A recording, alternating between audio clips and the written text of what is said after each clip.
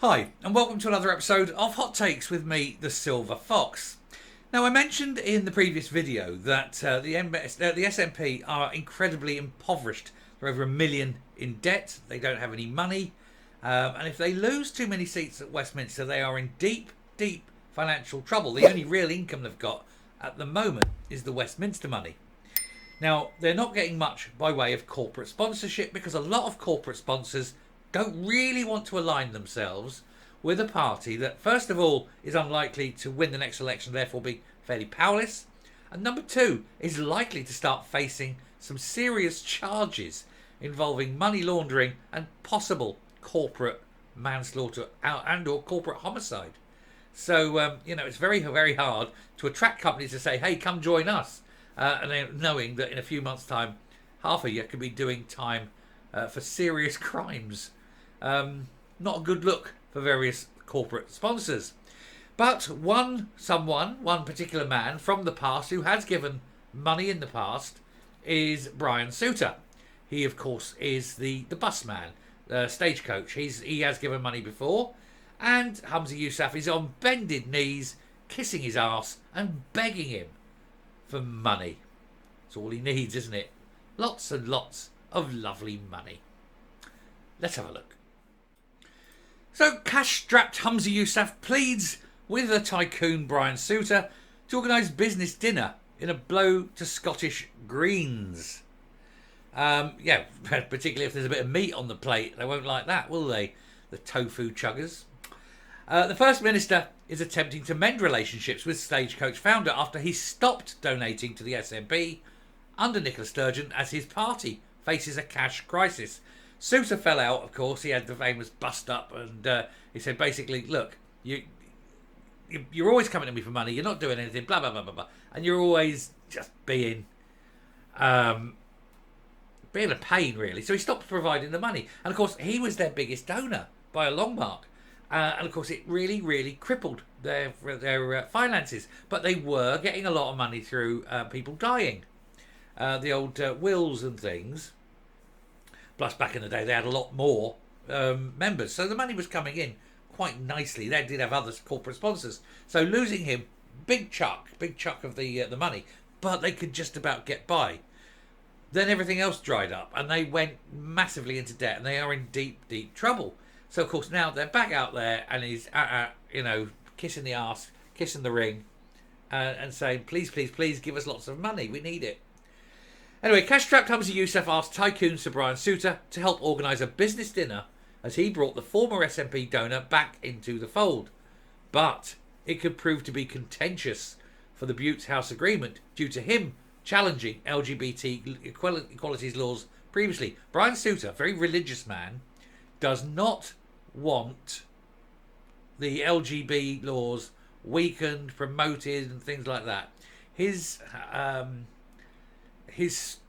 I suppose you could call it strict observance of his religion, I think, to put it fairly, does not align with the sort of more liberal views of the Greens.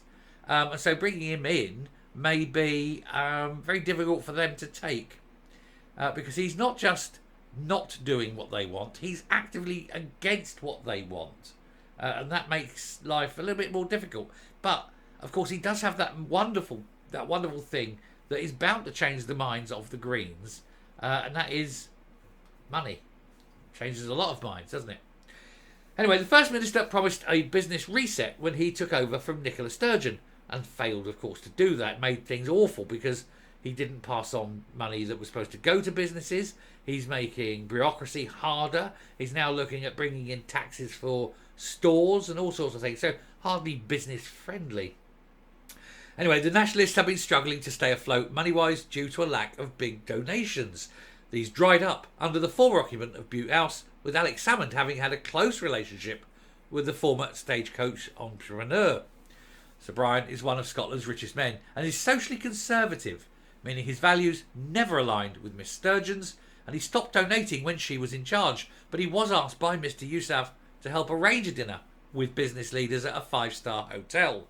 Come along and talk to Humza Yousaf and have, £1,000 pay £1,000 for the privilege. Well, I'd go, look, here's 10 quid. and I'll pay that if you promise I don't have to come. You know. Anyway, he previously campaigned to keep a ban on teaching about LGBT in schools, which put him on a collision course with the likes of Patrick Purvey. The new First Minister won the SNP leadership contest on his socially liberal record to contrast himself with rival Kate Forbes, who strongly signalled her social conservatism. Souter would be more inclined to donate to the party were Kate Forbes in charge, and would Kate Forbes throw the Greens under the bus, he would most definitely contribute back into the SNP. You pays your money, you takes your choice. And the thing is, the SNP have gone with Humza Yousaf, and with it, all hope of getting any kind of money from people like Brian Souter.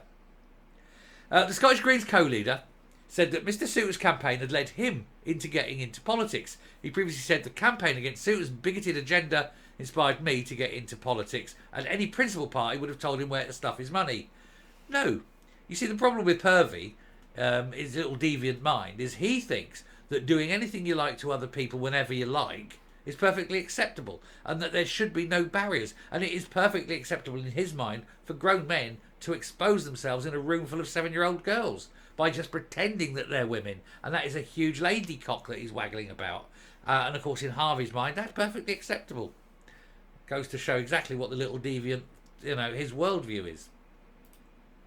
Politico reports that the tycoon was courted by Mr Yousaf's advisors, who asked him to help. Begged him to help, I think would be more accurate, to organise a dinner to repair ties between business and government. Well, while you keep taxing, while you keep putting bureaucracy, while you keep making things difficult in virtually every aspect of business, you're not going to be repairing the ties. Like I mentioned, you're putting the taxes on the supermarkets, you're destroying the rental industry, you're going to destroy totally the house building industry, without a doubt that's going to go. You've got shops going, you've got all sorts of things, you've got the entertainments and, venues and pubs and clubs and restaurants, all owed millions, which you're not going to hand over because you've already spent it on wankery and independence. And so how can you possibly repair business ties when you hate business? You're an anti-growth party. You're an anti-business party. You're Marxists. You hate it. Anyway, in the exchanges between the First Minister's Chief of Staff, Colin McAllister, suggested a list of potential invitees to the aid from Souter Investments Limited, the company who replied that Brian is happy with the proposed list below. He then said that Sir Brian offered to reach out to some people regarding the dinner. And he added, I'll leave it to you guys to judge who that might be, but would be very grateful if you could nudge people as he feels appropriate. Basically, they're saying, look, Brian, come along, help us get some money off these people. Help us schmooze these schmucks, because we need the bucks. And that's what it is. And they are in desperate need for cash. It's absolutely dire, their accounts at the moment. They're they're $1 million in debt. And they aren't getting anything close to enough to raise this money. The business leaders were invited to raise issues with the First Minister and his wider ministerial team in the future, and pressed on the dinner. The Scottish Government spokesperson said, ministers routinely engage with a wide range of business leaders as a normal part of government. All we have to ask is, since this is party political, who's paying? If it's party political, raising funds for your party, that's not a normal part of government. That, of course, is party political. And therefore, it is very difficult for him to differentiate the two. He's saying, oh, we want to reset this relationship with Brian Souter so we can bring business back into government. But that's not what it is. It's, please, Mr. Souter, please give us money for our party. We need you. We love you. We don't mean to do all the things.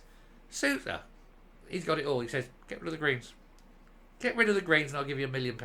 I'll pay your overdraft if you get rid of the Greens out of government now. What will Humza do? He's already sworn allegiance to the Greens, that he will obey his mistress, Jeffrey. What does he think? Pleasing Jeffrey or $1 million in the bank? Who knows? Not me. I'm coming up. Now, of course, Souter has made it perfectly clear he will not be giving a single brass farthing to the SNP, while A, there is the Greens involved in government with them, and B, they keep pushing the gender reform bill. So if they want any money, it's quite simple what they have to do. Boot the Greens into touch and abandon all the gender bullshit that they've been pushing for 2.5 years now. It's easy really, isn't it?